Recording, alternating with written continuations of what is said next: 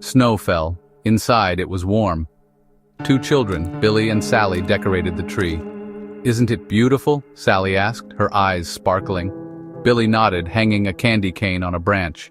Suddenly, the wind howled outside, rattling the windows. The lights flickered, plunging the room into darkness. A cold draft swept through the room, making the curtains flutter like ghostly hands. The old house creaked and groaned as if it were alive, whispering secrets of the past. The children shivered, huddling closer to each other under the thin blanket. Their breaths came out in visible puffs and they could feel the chill seeping into their bones. Then they heard a voice, faint and whispery, echoing through the dark room. "Help me." It was barely audible, like a distant memory trying to resurface. The children froze, their eyes wide with fear. They exchanged terrified glances, their hearts pounding in their chests like a drum. The voice came again, closer this time. "Help me! Find my way home." It was more insistent now, as if the spirit was desperate to be heard. Sally clutched Billy's arm, her voice trembling. What was that? Her eyes were wide with fear, and she could feel her heart racing. Billy, trying to be brave, whispered back, "I don't know, but we better stay quiet." He could feel the fear creeping up his spine, but he knew they had to stay calm. The wind howled again, its icy fingers reaching through the cracks of the old house, and this time they heard distinct footsteps crunching on the snow outside. The sound was unmistakable, echoing through the stillness of the night. Each step was slow, deliberate, and getting closer to their front door. The footprints left a clear trail, leading directly to their home. Sally buried her face in her hands, too afraid to look.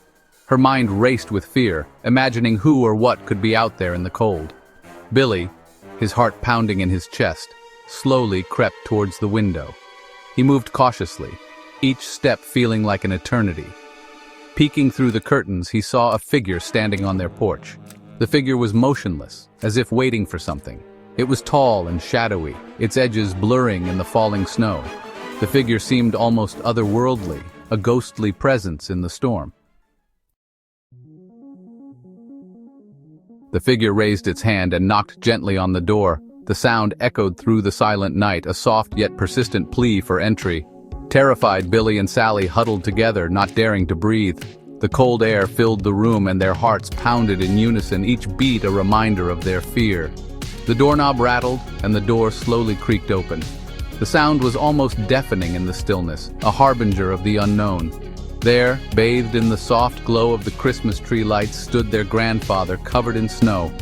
His presence was both unexpected and comforting, a beacon of hope in the dark night. "Grandpa!" they cried, relief washing over them. Their voices, once filled with fear, now rang with joy and disbelief. He smiled warmly.